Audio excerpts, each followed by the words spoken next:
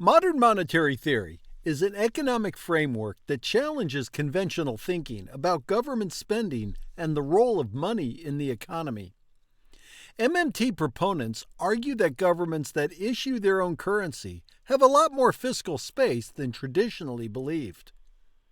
Howdy, I'm just some random nude dude sitting in my closet talking to myself. It's also where I celebrate the power of free thinking and encourage bold ideas. As a society, we're often afraid to challenge the norms and think outside the box. But here, I embrace the unconventional. So sit back, relax, and join me on this journey of exploration, where we embrace our inner nude dude and push boundaries to discover new perspectives. Today, we're delving into the intriguing world of modern monetary theory, or MMT, a framework that has sparked debates and discussions across economic circles. Whether you're a seasoned economist or just curious about all the dynamics of fiscal policy, this discussion aims to provide you with a comprehensive understanding of MMT, breaking down its key components and addressing the critiques it has faced. Modern monetary theory challenges traditional views on government spending, taxation, and the role of deficits in economic policy. At its core, MMT argues that a government with sovereign control over its currency has more fiscal space than conventional wisdom suggests. We'll be exploring concepts like currency issuance, taxation, sovereign currency, and sectoral balances, unraveling the unique perspectives MMT brings to economic discussions. A central theme of MMT is the use of fiscal policy, particularly deficit spending, as a tool to achieve full employment and economic stability. We'll explore how MMT proposes counter-cyclical measures, the concept of a job guarantee program, and the nuanced understanding of inflation control through taxation. These elements contribute to MMT's approach to creating a resilient and equitable economic system. No theory is without its skeptics, and MMT is no exception. We'll be delving into the critiques leveled against this framework, addressing concerns about inflation, the feasibility of achieving full employment, the sustainability of deficit spending, and the challenges of implementing MMT in real-world political and global economic contexts. As we navigate through the intricacies of modern monetary theory and its critiques, my goal is not to take sides, but to provide you with a well-rounded understanding of this influential economic framework. By the end of this discussion, you'll be equipped with insights that will allow you to form your own opinions on the strengths and limitations of MMT. So grab your metaphorical economic compass, buckle up, and let's embark on this intellectual journey into the world of modern monetary theory. It's bound to be a thought-provoking ride. Before we delve into the specifics of modern monetary theory, let's clarify the distinction between monetary and fiscal policy and understand where MMT fits into this economic landscape. Monetary policy is primarily the domain of central banks, such as the Federal Reserve in the United States or the European Central Bank. It involves managing the money supply and interest rates to achieve macroeconomic goals. Central banks use tools like open market operations, setting interest rates, and reserve requirements to influence the overall level of economic activity.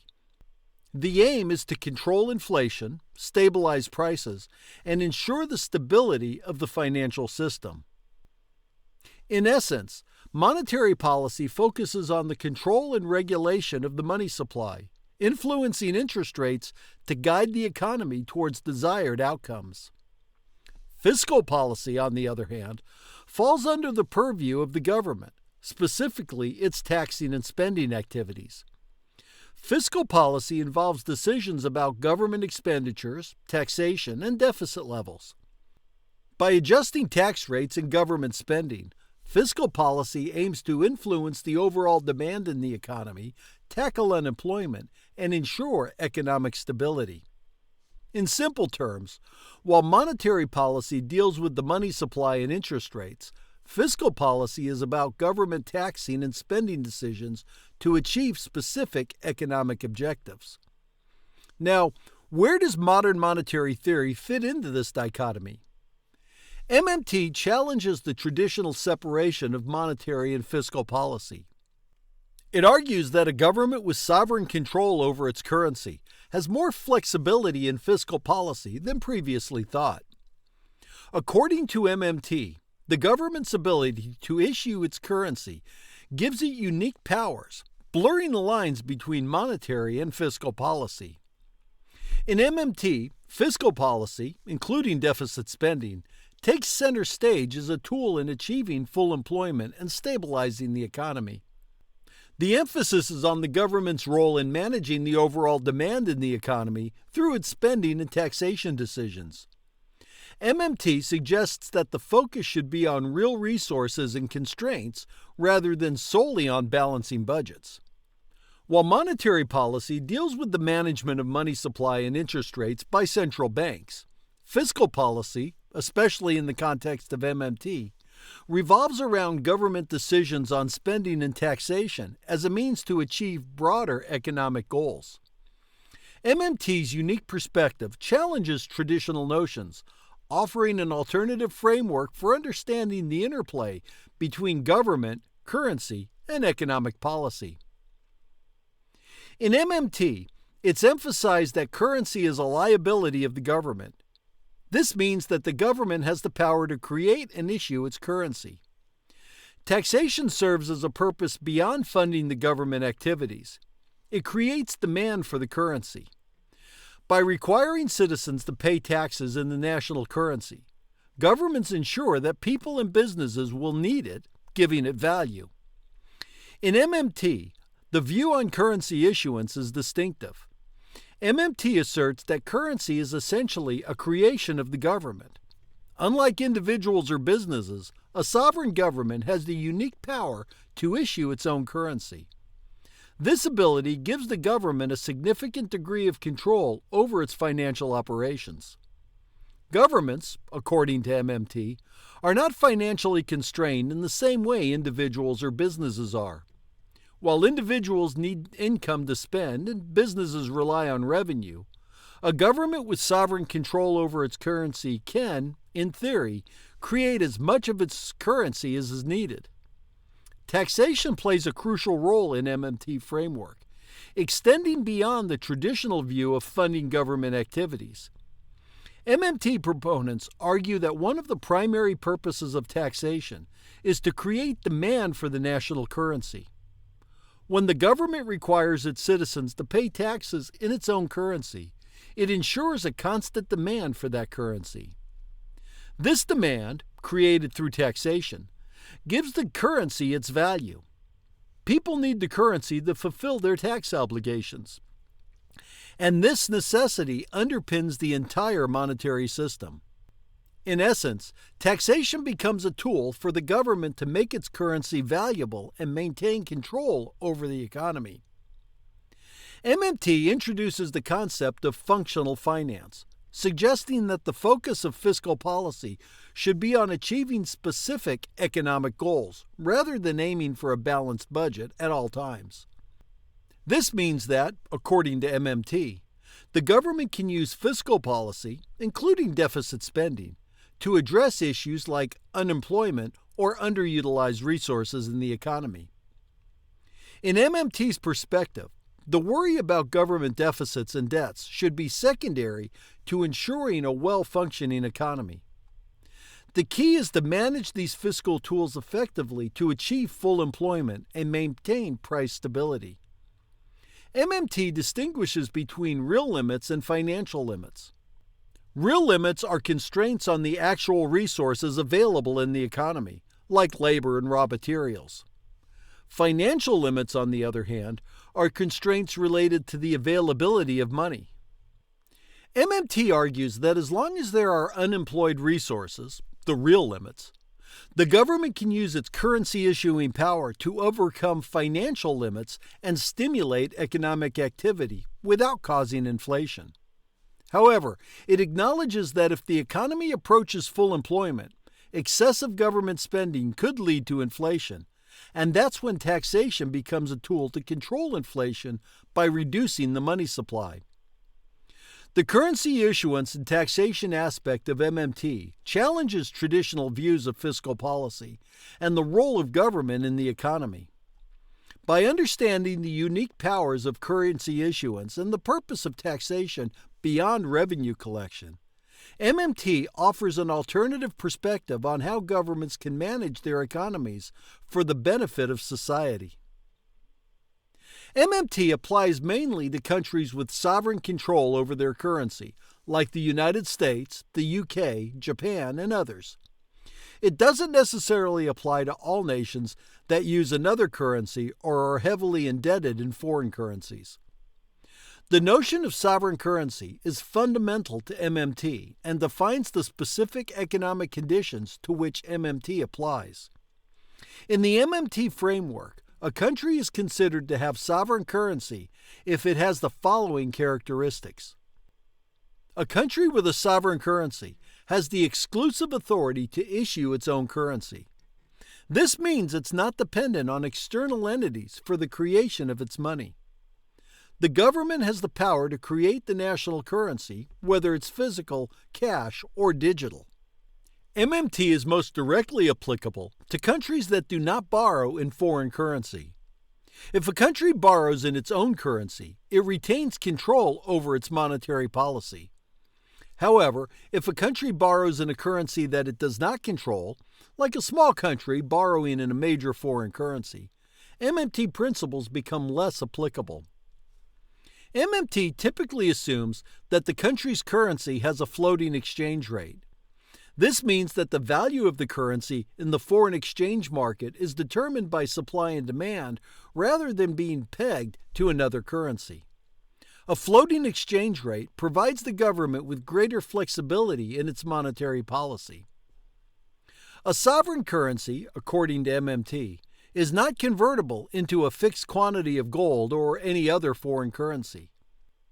This is a departure from historical gold standards or fixed exchange rate systems, where the value of a currency is directly linked to the specific amount of gold. Understanding a country's currency as sovereign underpins MMT's policy recommendations. With a sovereign currency, MMT argues that the government has more flexibility in using fiscal policy to achieve economic goals. It can engage in deficit spending to address unemployment or stimulate economic growth without facing the same constraints as a country without sovereign currency. MMT emphasizes the importance of monetary independence, where the country has control over its own money supply and interest rates. This independence allows the government to respond to domestic economic conditions without being tied to the policies of other nations or external institutions. The value of a sovereign currency, according to MMT, is influenced more by factors like domestic economic conditions, interest rates, and government policies than by external factors. This perspective challenges traditional views that often focus on trade balances and external debt. While MMT acknowledges the power of currency issuance, it also recognizes the importance of controlling inflation. If a country with a sovereign currency approaches full employment and excessive demand, MMT suggests that taxation can be used to manage inflation by reducing the money supply. The concept of sovereign currency is a cornerstone of MMT, shaping its view on monetary and fiscal policy. Recognizing the unique powers that come with sovereign currency is key to understanding MMT's proposals for managing economic challenges and achieving specific policy goals. It provides a lens through which we can explore the dynamics of national economies and the implications of currency sovereignty. MMT argues that a government can use fiscal policy to achieve full employment. It asserts that as long as there are unemployed resources, labor and capital, the government can spend more money into the economy without causing inflation. This contrasts with conventional economics, which often emphasizes the need to balance budgets. In MMT, fiscal policy is considered a potent tool for achieving full employment and stabilizing the economy. Here's a breakdown of how MMT views the relationship between fiscal policy and employment. MMT starts with the premise that involuntary unemployment is a policy failure. It suggests that if there are people willing and able to work, but unable to find employment, it indicates a shortfall in effective demand in the economy. In such a scenario, MMT argues that the government can use fiscal policy to address this gap. MMT challenges the conventional view that government should always aim for a balanced budget. Instead, it suggests that governments can use deficit spending to boost demand in the economy, particularly during periods of economic downturn or high unemployment. By injecting money into the economy through government spending, MMT aims to create jobs and stimulate economic activity. A key proposal within MMT is the concept of a job guarantee program. The idea is that the government ensures there is always a job available for anyone who is willing and able to work at a living wage. This program serves as an automatic stabilizer, providing employment opportunities during economic downturns and scaling back during periods of economic expansion. MMT asserts that as long as there are unemployed resources in the economy, both labor and capital, the government can engage in deficit spending without causing inflation. It challenges the conventional notion that deficit spending always leads to inflation, emphasizing that the real constraint is the availability of resources. However, MMT also recognizes that if an economy reaches full employment, additional spending could lead to inflationary pressures. MMT encourages a counter-cyclical approach to fiscal policy. During economic downturns, the government can increase spending to stimulate demand and create jobs. Conversely, during periods of economic expansion, it can reduce spending and even run budget surpluses to prevent overheating and inflation. MMT introduces the concept of sectoral balances, emphasizing that the government's budget deficit equals the non-government sector surplus. In other words, when the government runs a deficit, it provides the private sector with additional money that can be saved or invested. While MMT advocates for deficit spending to achieve full employment, it also recognizes the importance of controlling inflation. If the economy is approaching full employment and demand becomes excessive, MMT suggests that taxation can be used to reduce the money supply and control inflation. The relationship between fiscal policy and full employment in MMT challenges traditional views on government spending. By presenting the idea that deficits can be a tool for achieving full employment without causing inflation in certain conditions, MMT provides a unique perspective on economic policy that can spark insightful discussions. MMT proponents acknowledge that excessive government spending can lead to inflation. They argue that taxation can be used to remove excess money from the economy and control inflation when necessary. In modern monetary theory, managing inflation is a crucial aspect of economic policy. While MMT advocates for the use of fiscal policy, including deficit spending, to achieve full employment, it acknowledges the importance of controlling inflation. Here's how MMT approaches inflation control. MMT recognizes that inflation occurs when the demand for goods and services surpasses the economy's ability to produce them. It's seen as a signal that the economy is operating at or near full capacity. Inflation can erode the purchasing power of money and create economic instability. One of the key mechanisms MMT proposes for inflation control is taxation. If the government observes inflationary pressures, it can use taxation to reduce the amount of money in circulation. By collecting taxes, the government withdraws money from the economy, helping to balance the supply and demand of goods and services. MMT suggests that rather than relying solely on interest rates or broad-based tax increases, targeted taxation can be employed to address specific sectors contributing to inflation. For example, if inflation is primarily driven by excessive demand in a particular industry, taxes can be applied to that sector to cool down economic activity.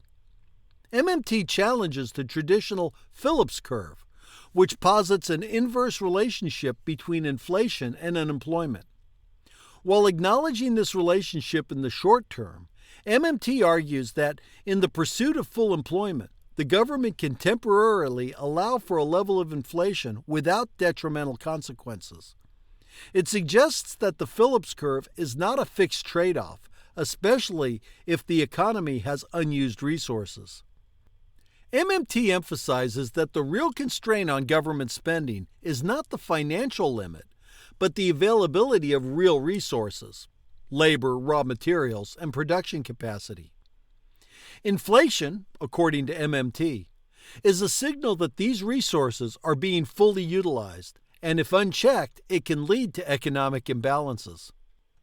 MMT supports the idea of automatic stabilizers, including the Job Guarantee Program mentioned earlier. These programs can help regulate the economy by automatically adjusting the level of government intervention based on economic conditions. For instance, during periods of high unemployment, the government can increase spending through the Job Guarantee Program, and during periods of economic expansion, it can scale back to prevent inflation. MMT promotes a pragmatic and flexible approach to economic policy. It suggests that policy should be adapted based on real-world conditions rather than adhering rigidly to preconceived notions. If inflation is under control and the economy has unused resources, MMT argues that deficit spending can be a valuable tool for achieving social and economic goals.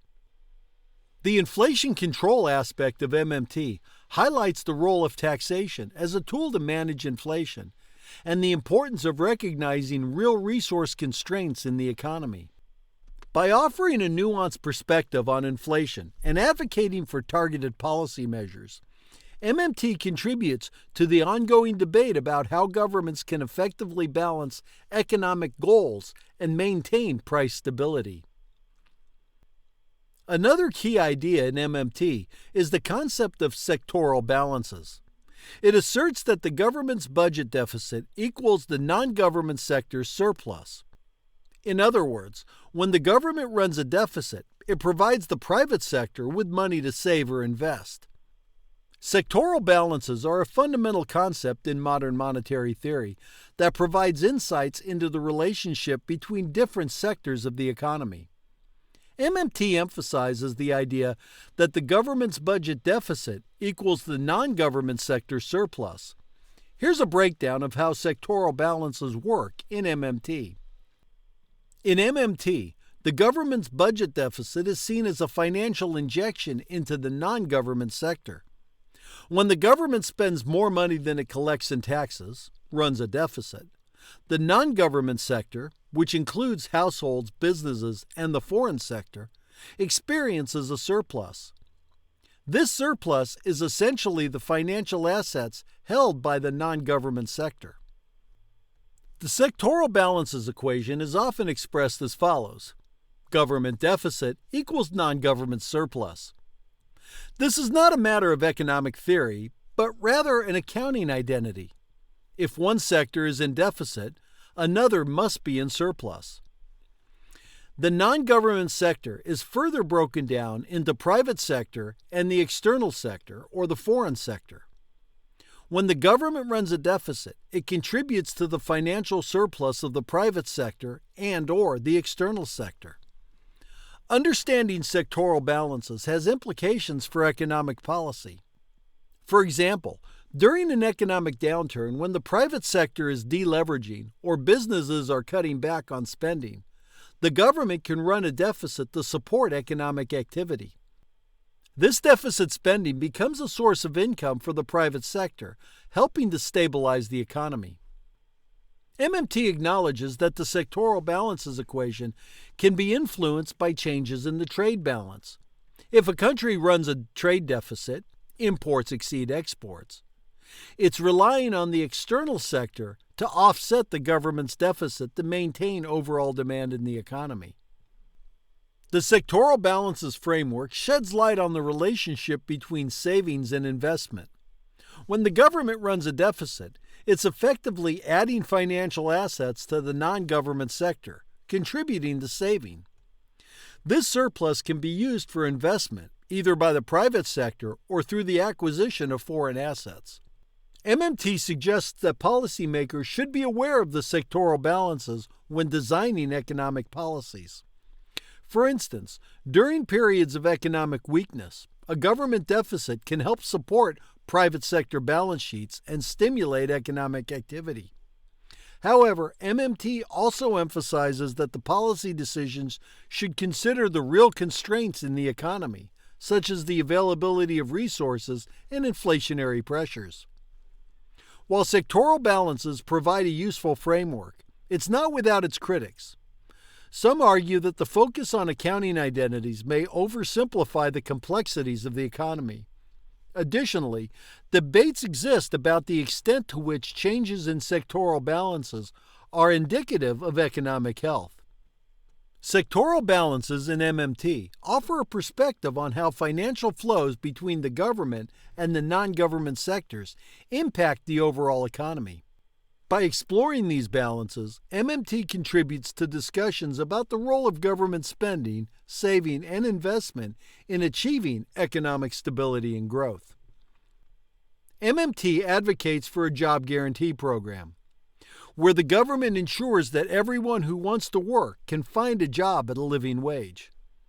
This not only reduces unemployment, but also serves as an automatic stabilizer for the economy.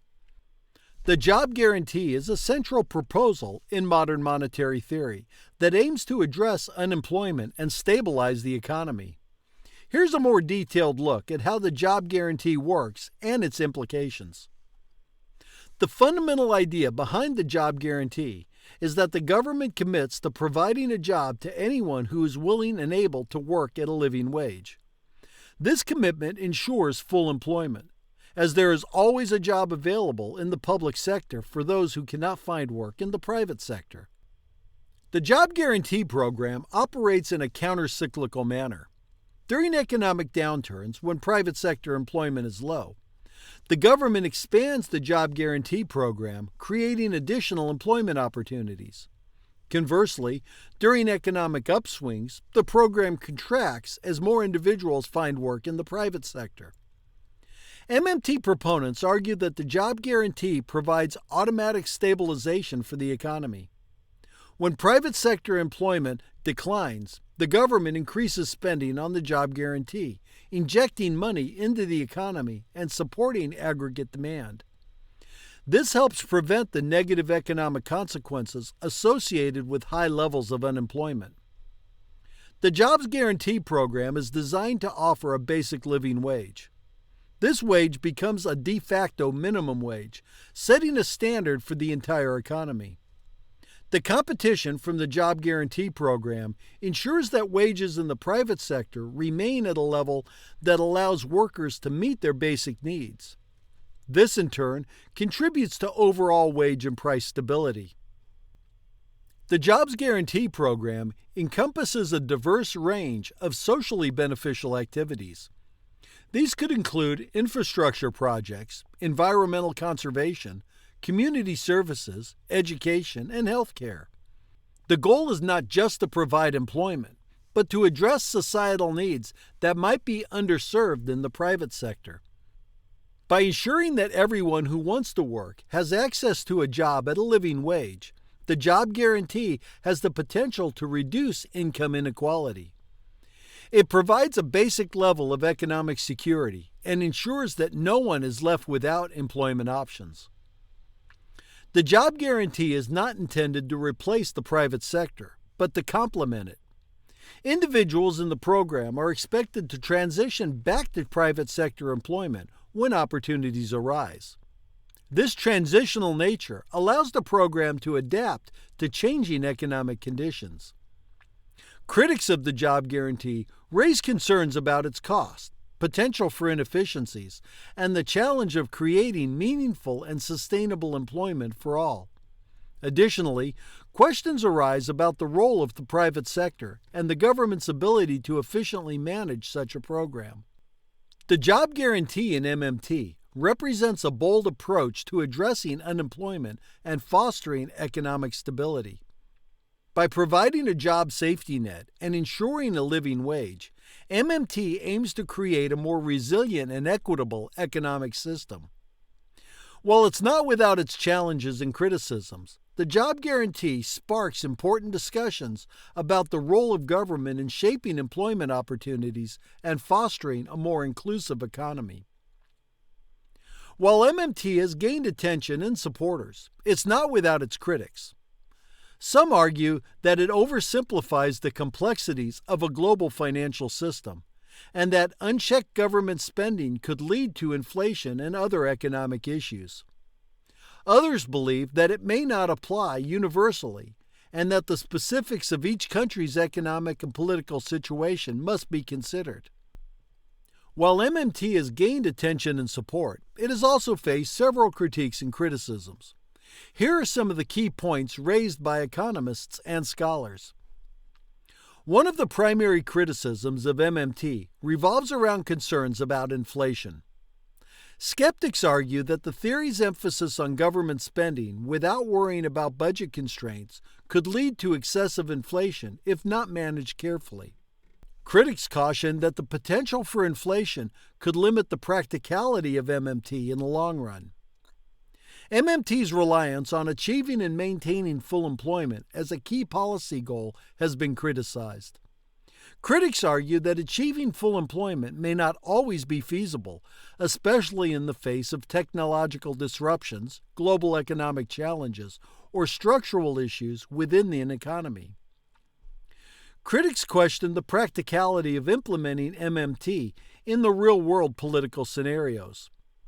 The theory assumes that policymakers will have the knowledge and discipline to use MMT tools effectively. Skeptics argue that the complexities of political decision-making and the potential for short-term electoral cycles might hinder the responsible application of MMT principles. Another critique concerns the long-term sustainability of running persistent budget deficits. While MMT argues that a sovereign currency issuer can sustain deficits as long as there are real resources available, critics question whether there are practical limits on how much a government can borrow without negative consequences. MMT is often criticized for not adequately addressing the complexities of global economic interactions. In a highly interconnected global economy, the actions of one country can have repercussions on others. Critics argue that MMT's focus on individual sovereign nations might not fully capture the dynamics of international trade and finance. Some critics argue that MMT lacks clear and detailed policy prescriptions. While it provides a framework for understanding the monetary system, it's seen by some as more of a descriptive theory than a prescriptive guide for policymakers, leaving room for interpretation and differing policy choices. Critics express concern that MMT could be exploited for short-term political gains, with governments using the theory to justify excessive spending without due consideration for long-term economic consequences. This concern raises questions about the responsible application of MMT principles in political contexts. MMT assumes that the government is competent enough to manage the economy effectively using fiscal policy.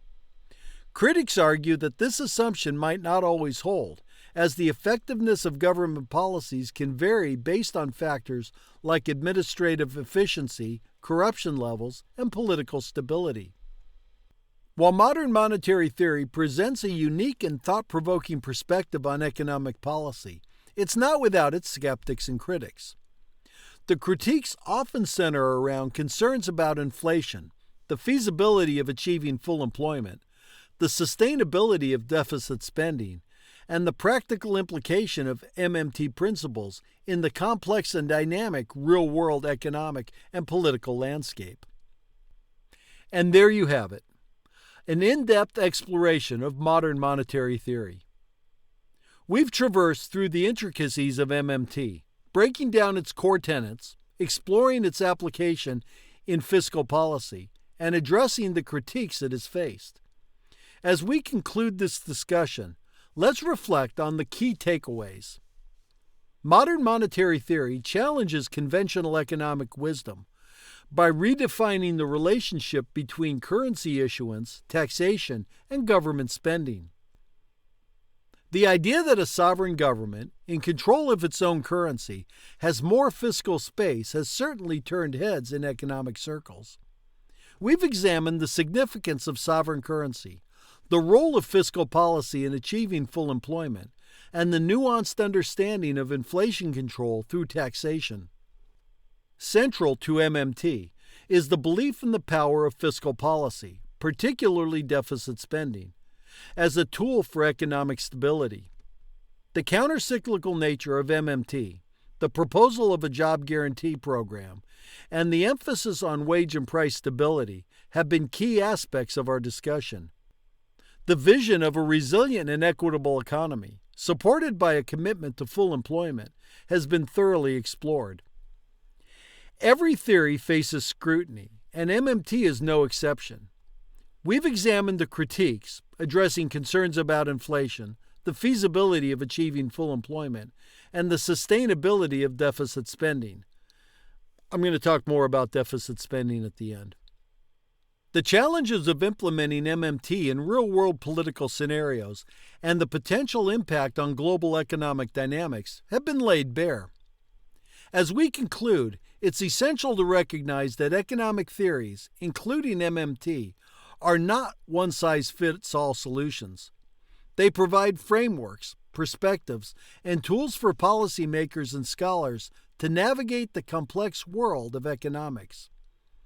Whether you find yourself swayed by the principles of MMT or remain skeptical, the goal of this discussion has been to equip you with a nuanced understanding, allowing you to form your own informed opinions.